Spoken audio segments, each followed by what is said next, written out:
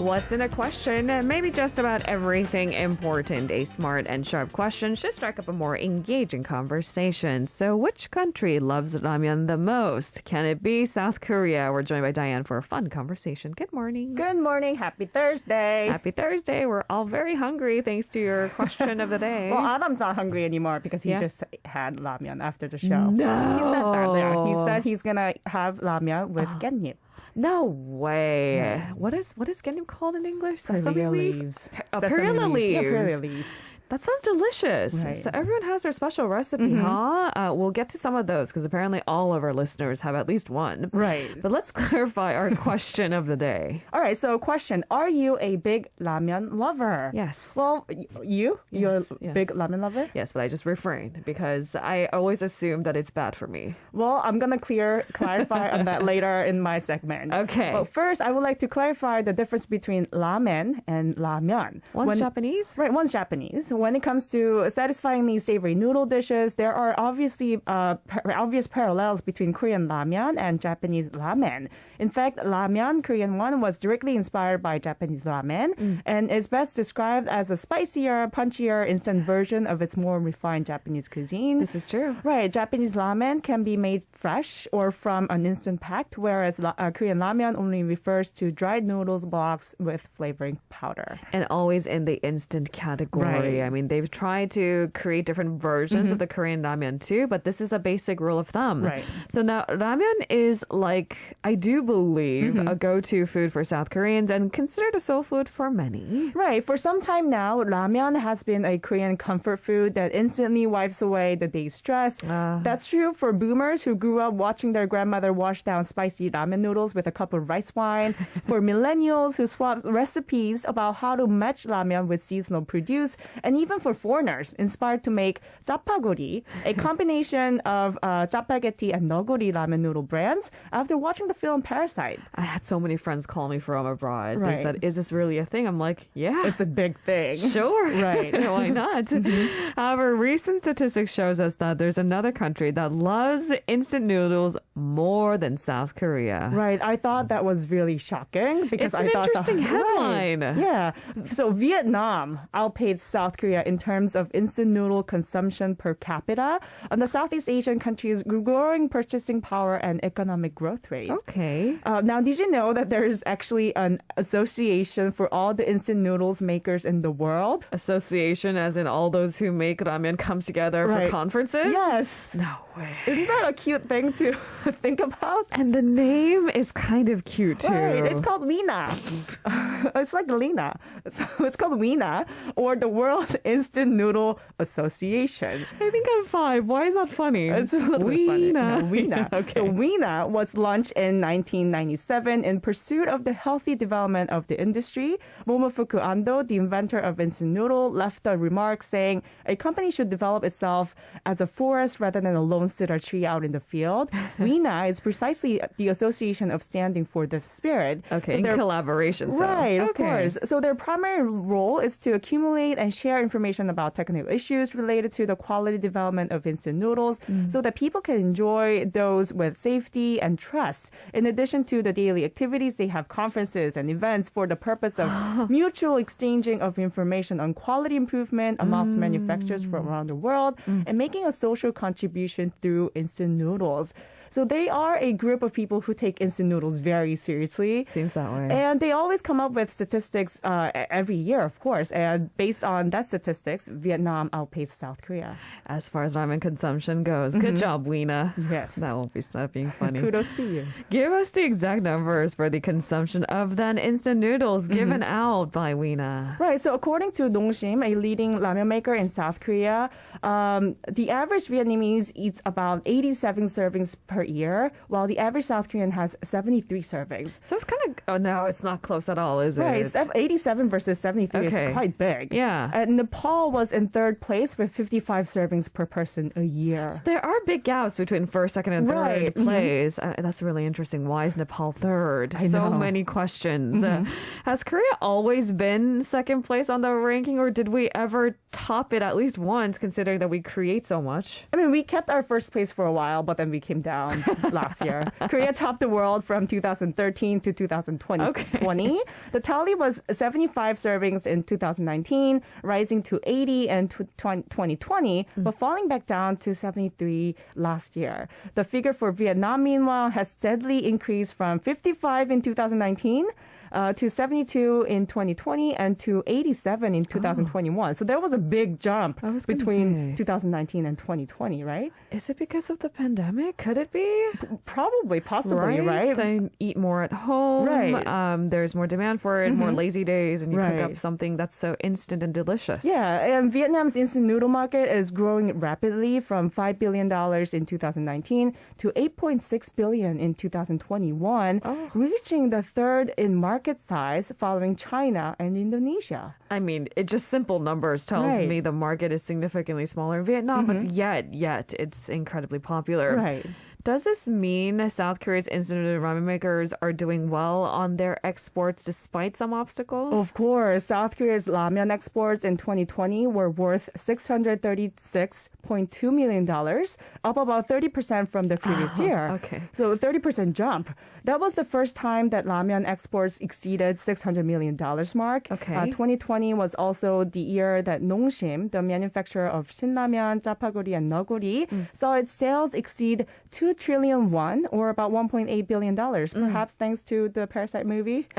짜파게티 너구리 did get a lot of popularity. Right, and Samyang Food, another major ramyeon manufacturer, also posted a sales record of 648.5 billion won, or about $582.7 million last year, with overseas sales climbing above $207 million for the first time. Sales in Southeast Asia and the U.S. were boosted by the huge popularity of the hot chicken flavor brand. Do you know the ramen? I do, and I don't identify with it because I cannot. Right, I it's cannot. super spicy. I don't know how it got popular in the U.S., but it did. Yes, it did. And also in Southeast Asia, hence Vietnam topped the list of instant ramen consumption. That's actually really interesting because the hot chicken flavor brand is like a different level of spicy. Right. You have to be able to stomach spicy really well. Right. And I don't. Yeah, I only tried once and it's super spicy. And that was good enough. I'm a really good spicy food eater, but then this ramyeon is another level. There's one particular brand that's doing extremely well in Russia, of all places. Right. So Partos ramen products saw sales of 297 billion won, or about $267 million last year, a year-on-year increase of 9%. In particular, the Doshirak brand of instant cup ramen accounted for 60% of the Russian market of all other cup noodle brands. So I don't know why, but Russian people love Doshirak instant noodles. That's pretty vintage. Like there are certain, I think, cup noodles that has survived the test of time. Right. This is definitely one of them. It's really popular in Russia. Yeah. Ramen is considered a food that's, okay, here's the thing. Largely, I've been told, not healthy. Right. I mean, just look at the name, instant noodles. How healthy can it possibly be? It doesn't sound healthy, right? No. In fact, some of our listeners are asking, I look like a superfood person. Did I even really eat ramen? I eat the superfood so I can eat the ramen. It goes hand in hand. Right. It scratches out each other. Yeah, does it? They cancel each other out. Anyway, sometimes parents don't really like their children consuming too much of it for that exact reason. But apparently, to a certain extent, this is a misconception. Right. We often hear that instant ramen seasoning packets are full of chemical additives. Yes. Ramen seasoning packets are actually made of a mixture of ingredients, including beef, bones, garlic, onions, and soy sauce, which are boiled down into a concentrate that's then dried and powdered. Okay. So it's a mistake to think that it's just a jumble of chemical additives. Okay. Most of the ingredients are extracted from natural foods. Oh. The packet of ramyeon garnish is also made of foods that have been dried to preserve their original flavor and fragrance.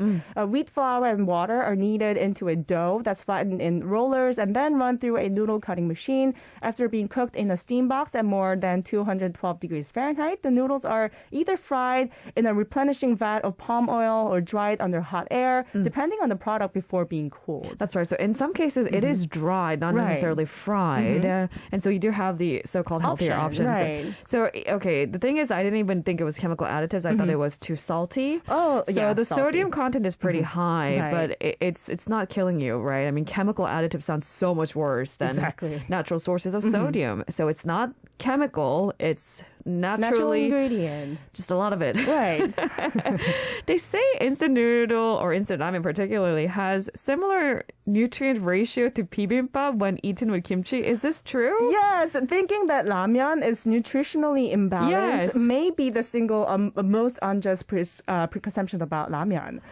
Are you being paid by these ramen companies? No. So I thought this was interesting study. Yeah. There was an interesting study backing this. According to the South Korea Ministry of Health and Welfare Nutrition Standards for 2020, the best diet includes roughly 50 to 65% carb, 7 to 20% protein, Okay. and 15 to 30% fat among the essential nutrients. Okay. In case of ramyeon, the respective ratio is 62 for carb, 8 for protein, and 30 for fat, which means Oh, it's right in suits- line. Okay. Right, it's right on the line, and it suits the Ministry of Health and Welfare guidelines. That's really surprising. Right, and Nissin Foods, Japan's biggest instant ramen maker, published a study that showed Nongshim, South Korea's biggest ramen maker, their main product Shinramyeon, to have a similar nutrient ratio to bibimbap when eaten with kimchi. My mind is kind of blown. I know. Because this kind of myth busting is, I think, really important. If it is a prevalent misconception. Now, there is such a thing as too much of eating just Right. one thing. However, from time to time, it does check off a lot of those, I don't know, food pyramid structure in a day-to-day. That's so interesting. I know, isn't that? Yeah. It's very shocking. My entire life, I was told it's just bad for me. But So there you go. Adam just had a good, healthy meal for the breakfast because he ate ramen with 깻잎, right? Because there's some greens in it. Yes. According to this study. Okay.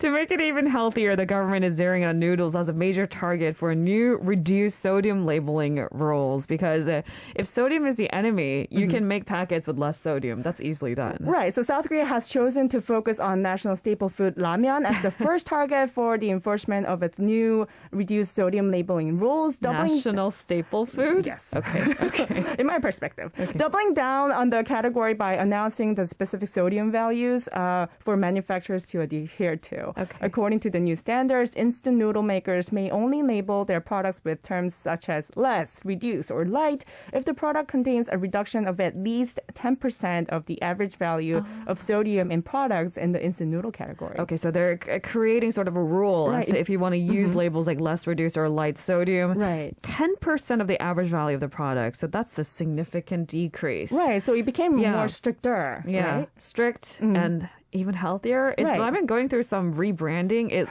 looks like it, right? Because looks like it. I started noticing that there are more options that are not necessarily using palm oil to Right. fry it, but to dry the noodles. Exactly. In that case, the calories also drop significantly too. So there you go. Who knew? A Who lot knew? of choices. A lot of options. Ramyeon runs the world. Right. And then we had a lot of listeners chiming in to tell us their recipes. Do you want to share some? We had some interesting recipes there. Jay Lee chimed in and he said, Americans mix the puffed Cheetos in ramyeon.